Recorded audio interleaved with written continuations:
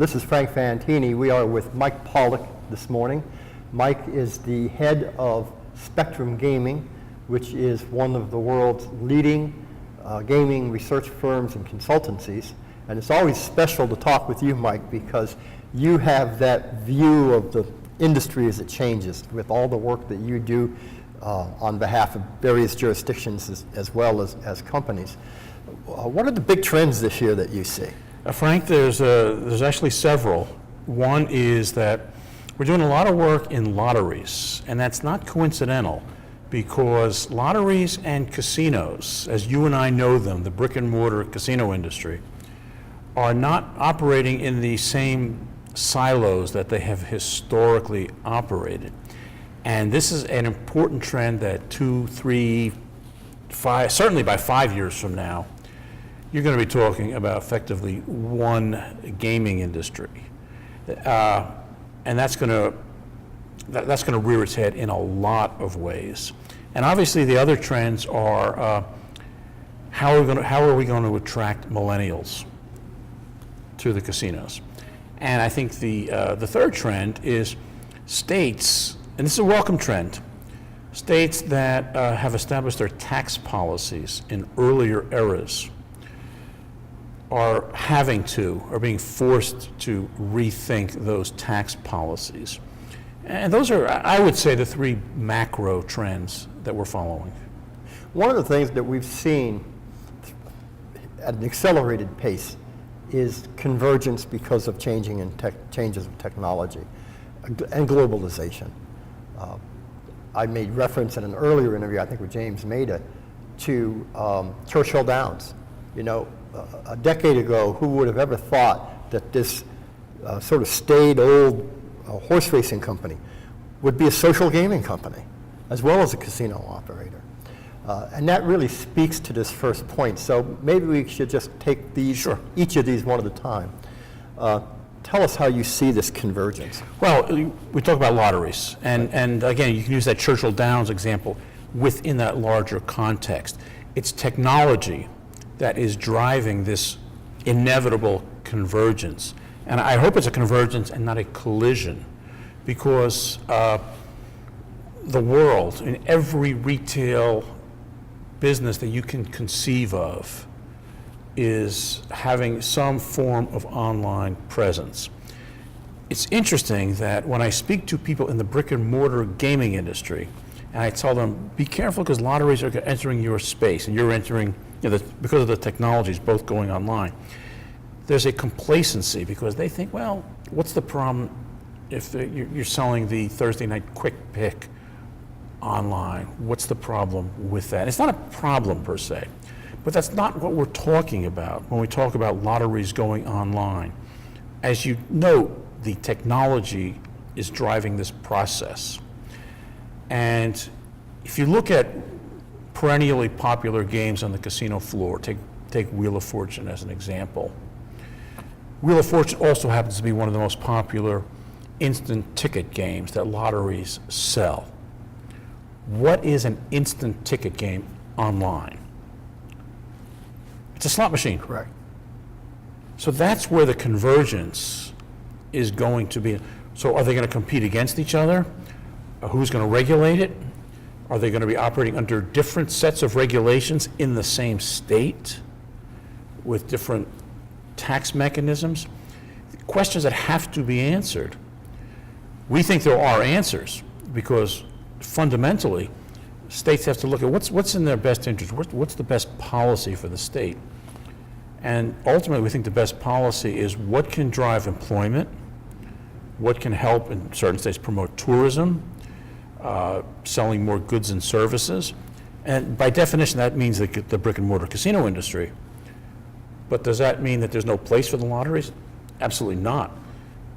Every state, lotteries are in, I guess there's 45 states that have lotteries. And there's almost as many states that have Indian or commercial casinos, which means there's an enormous number of states that have both. Why can't the lottery be used as a promotional tool so when you buy a lottery ticket online, you can enter a casino's database, you can win free trips, free visits, free rooms, any sort of a promotional that can make that lottery ticket more attractive to the consumer and make it beneficial to the casino in the state. That's how you generate employment and other benefits. That's kind of our, standing on my soapbox, that's kind of what we're preaching. Right. One of the things we've already seen is we've seen lottery directors get together and write to Congress saying, you know, if you're dealing with internet gaming, we want the right to be able to play other games online. And you've already got your established governmental organization and agency in terms of the lottery as that advocate. Right. We've also seen some political conflict, I think, in the state of Minnesota, where the legislature eventually forced the lottery offline in terms of sales. In Iowa, where I believe there was some concern that the Keno games were just too fast, and this was some time ago. So we're seeing a lot of that kind of thing. Millennials, you had mentioned, and that seems to be almost the obsessive word in the gaming industry. So your take on that? Well, I mean, I refer back to that great CEO, Yogi Berra, who made the reference to that this is deja vu all over again. You and I have been around this industry a long time, and we've seen the conventional wisdom being stood on its head time after time after time. You may recall, I go back to the days when craps was supposed to die out as a table game because it was part of the World War II generation, and it would die off with that generation. It hasn't happened, not going to happen. There was the conventional wisdom not that long ago that I guess millennials and Generation X and Generation Y, the lines blur between these generations, that they were going to gravitate towards slots because they were comfortable with technology. And we know that hasn't happened, has led to a table game resurgence. Correct. I think part of the problem that we're seeing now in terms of trying to capture the business of millennials gets back to that old saying that when the only tool in your toolkit is a hammer, every problem starts to look like a nail. And what I mean by that is that in terms of attracting millennials, it's like, well, what we have now is new technology. What we have, and it's whether you call it, and a lot of these are going to work, but whether it's esports or anything else that's of interest and that is emerging, they're going to work and they're going to find their place. But I think the real key lesson here is that millennials, like every other generation that has come before, and presumably every generation that will come after, human nature is still human nature. Right. They're still going to gravitate towards games of chance. They're still going to gravitate towards having a night out with friends and the social experience. So I don't think the casino industry can be complacent, but I don't think that there's magic bullets out there that are going to say that the millennials are dramatically or significantly different than previous generations. Right. Tom Burns, the documentary guy, once said that his biggest impression from all the documentaries he had done, like about the Civil War and the origin. Ken Burns. Ken Burns, I'm sorry. And baseball and so on, is he finds that if you go back to 1850, the people there had the very same concerns and hopes and fears as the people do today. You know, they all want the best for their children, and human nature doesn't change. The other thing that I look at when I see this industry and they talk about millennials is I think that the casino industry and the gaming technology industry face different challenges and opportunities.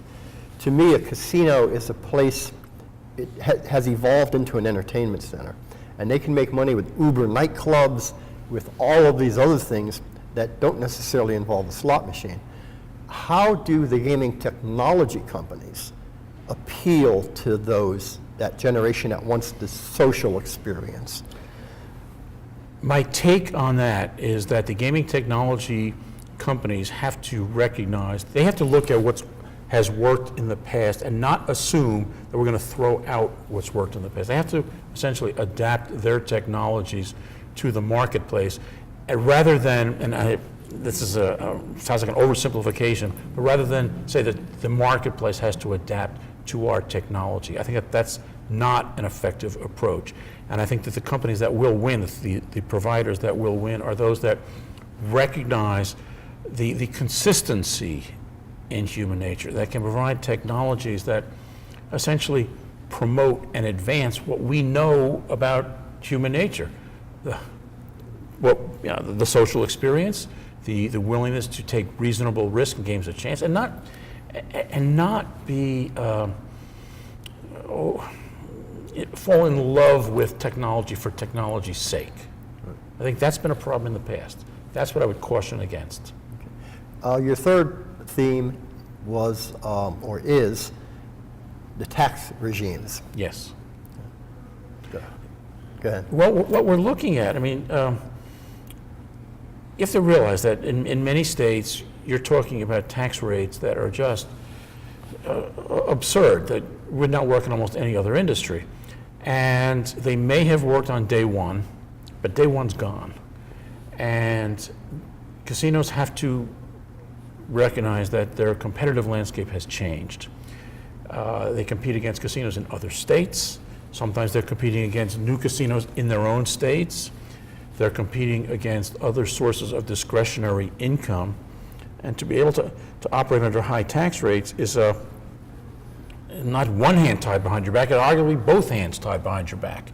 Because business models, you can't adapt your business model if you're paying 50, 60% of your top line in taxes. You cannot. You're limited to one basic business model, and that's the convenience-driven business model. And that's not going to continue to work. So what we're urging states to do, and I think to some effect, is that they need to look at the total impact of gaming on their economy. So that, in other words, if a casino can demonstrate, and the burden of proof, I would argue, is on the casino, can demonstrate with a different business model, more capital investment, broadening the entertainment offerings, reaching a broader, wider demographic, geographic and demographic reach, that the state would be better off overall than it would at just having that high tax rate which limits that business model. That, I think, is a critical issue. Okay. It's tough for politicians, though, and they focus in on the gaming revenue tax when there are so many other financial issues involved, such as income tax, sales tax, and so on. It's hard to get them to not focus on that gaming revenue tax. One of my favorite anecdotes, now Maryland has arguably gotten its act together, but initially, Maryland had 5 licenses to be offered, and they only had 4 applicants for 5 licenses. And I testified before a committee in Maryland, and I was asked, what can we do to generate more interest? And I said, well, the first thing I would do is lower that tax rate, which was like 67% at the time. Right. And the chairman looked at me, didn't say anything, and said, what's the second thing you would do? Because they couldn't, that was off the table.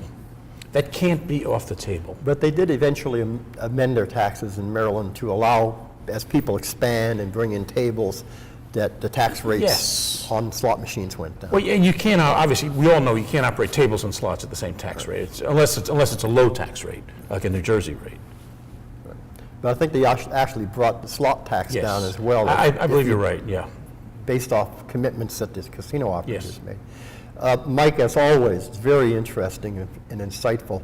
Any other topics you'd like to address this morning? Those are if we can address, those are 3 great areas. If you can address just one of them, it'll make it very impactful for the future of this industry. So, Mike, again, great information. Thank you. thanks, Frank.